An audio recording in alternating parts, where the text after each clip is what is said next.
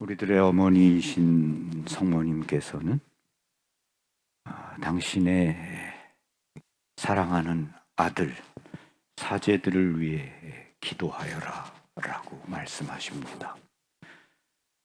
아주 많이 이 말씀을 하고 계시고 또 사제들을 위해 기도하라고 하십니다. 제가 사제로 이렇게 살면서 정말 기도의 은혜로 살고 있다. 기도해 주는 사람이 고맙다. 그런 마음이 많이 듭니다. 제가 87년 5월 18일 무주부촌동 그 덕유산에서 물에 빠진 사람을 구하다가 죽게 되었을 때, 죽음의 직전까지 갔을 때 저를 구하기 위해서 물속에 뛰어든 그 회장님의 집사람이 안젤라 자매인데, 그분이 물 바깥에서 자기 이 남편도 물에 빠져서 이제 같이 죽게 되었는데 그 순간 이렇게 말을 했다. 여보, 당신 혼자 살아나오려면 거기서 신부님이랑 같이 죽어. 같이 죽어. 그렇게 했다는 이야기를 나중에 알게 되었고, 그 어진이 고은이 엄마한테 고마운 마음이었고, 그것이 큰 기도였다라는 생각이 들었습니다. 우리 신자들, 신부님을 사랑했고 또 신부님들을 존경하고 그리고 신부님들을 위해 기도하고 그리고 그런 아름다운 모습을 가지고 있었죠. 그리고 그것이 우리 이 교회의 아름다운 모습이고, 그 때문에 또 많은 그 신학생들이 또 사제가 되기 위해서 신학교에 들어가고 성소로 이어졌는지도 모르겠습니다. 이것은 순교자들로부터 이어오는 것이었습니다. 최인길 마티아, 역관이었던 이 성인은 주문모 신부님이 붙잡히게 되었을 때 신부님을 피신시키고 자기 자신이 신부님의 역할을 이렇게 자청해서 자기가 붙잡혔죠. 대신. 그리고 그 사이에 신부님이 피신할 수 있는 시간을 벌어주었습니다. 그리고 모진 고문을 받으면서 가짜라는 것이 발각이 되었고, 그리고 신부님을 피신시키고 그런 것 때문에 매를 맞아서 30세에 매를 맞아서 죽었습니다. 그래서 시신이 강에 버려졌죠. 이러한 신부님을 대신해서 죽은 순교자, 이러한 전통이 우리 교회의 아름다운 모습이었습니다.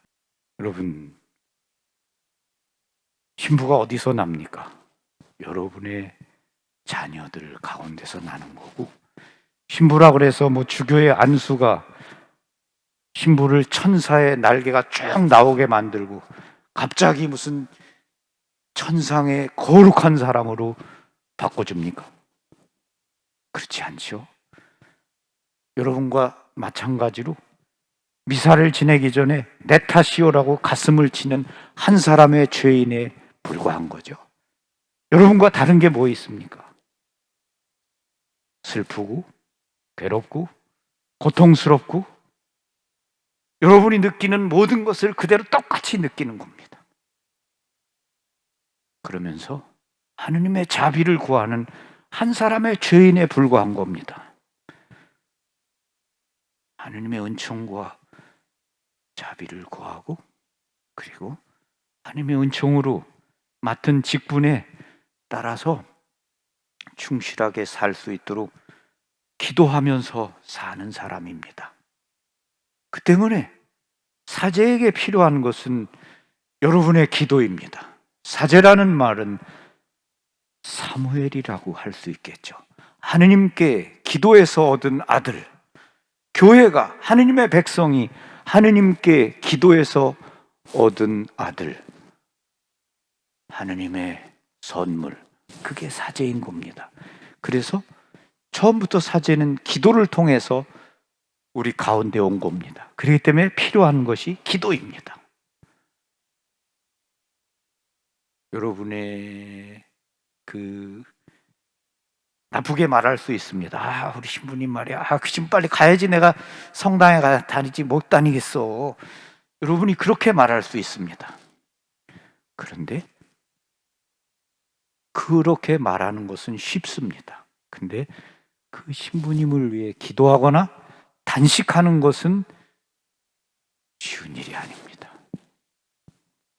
그게 믿음이죠. 그래서 여러분들에게 기도를 부탁드립니다. 오늘 다윗을 보십시오.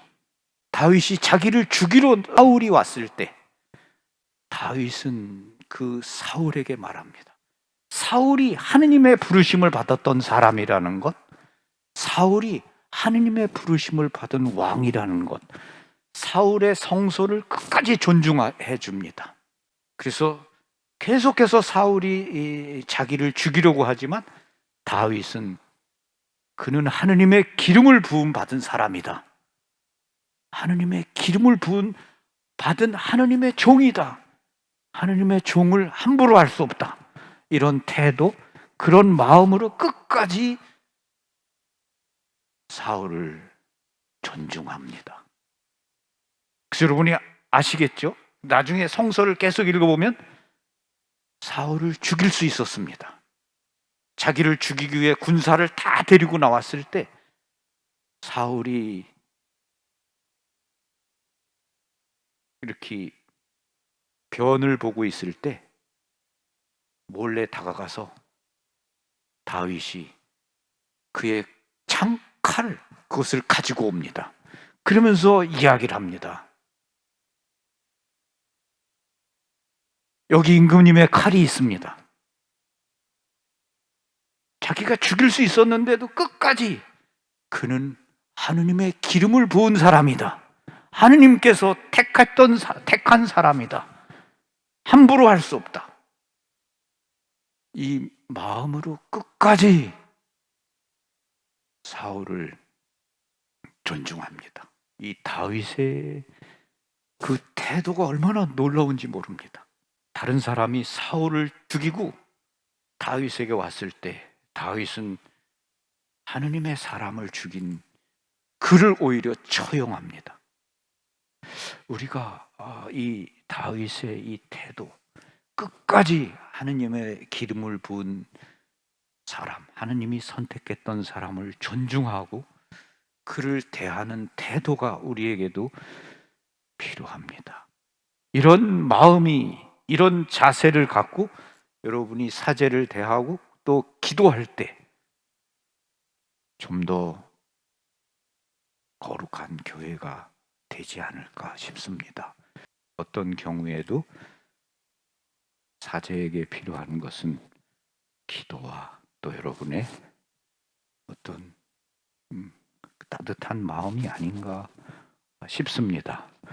얼마 전에 여러분이 많이 봤던 그 드라마가 있었죠. 그 무슨 정조, 붉은 꽃 소매인가 뭐 있었죠. 거기에 제가 그걸 끝까지 보진 않았습니다. 보진 않았는데 어느 날 그걸 보다가 그 정조 임금의 어머니가 정조에게 하는 이야기를 들었습니다. 그 이야기가 제 마음에 굉장히 다가왔습니다. 그 엄마가 그 이야기를 했죠. 이렇게 말을 했던 거로 기억합니다.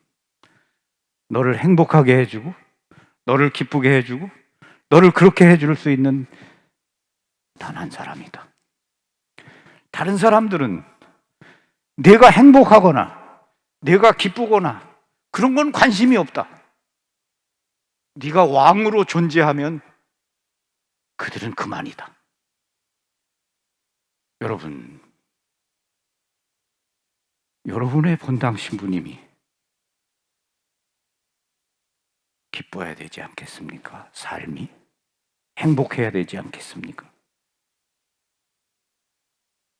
그냥 왕으로 존재하면 그만이다. 그냥 신부로 있기만 하면 그만이다. 그런 건 아니지 않습니까? 그러기 위해서는 여러분들이 여러분의 본당 신부님들한테 관심과 사랑과 따뜻한 말과 친절함과 기도가 필요한 거죠. 기도가 그 때문에 필요한 겁니다. 그래서 성모님이 기도하여라 라고 말씀하십니다. 점점 사실은 성소를 받는 사람이 그렇게 없죠.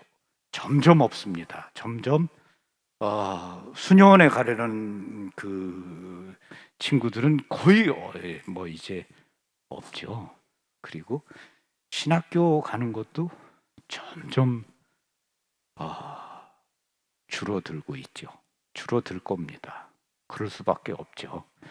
이런 상황에서 결국은 우리의 성소를 지키고 그리고 더 많은 젊은이들이 부르심을 받기 위해서 어떤 게 필요한가? 그 관심과 사랑과 존경과 그리고 기도가 필요하지 않나 싶습니다. 아멘. 고맙습니다. 평화를 빕니다.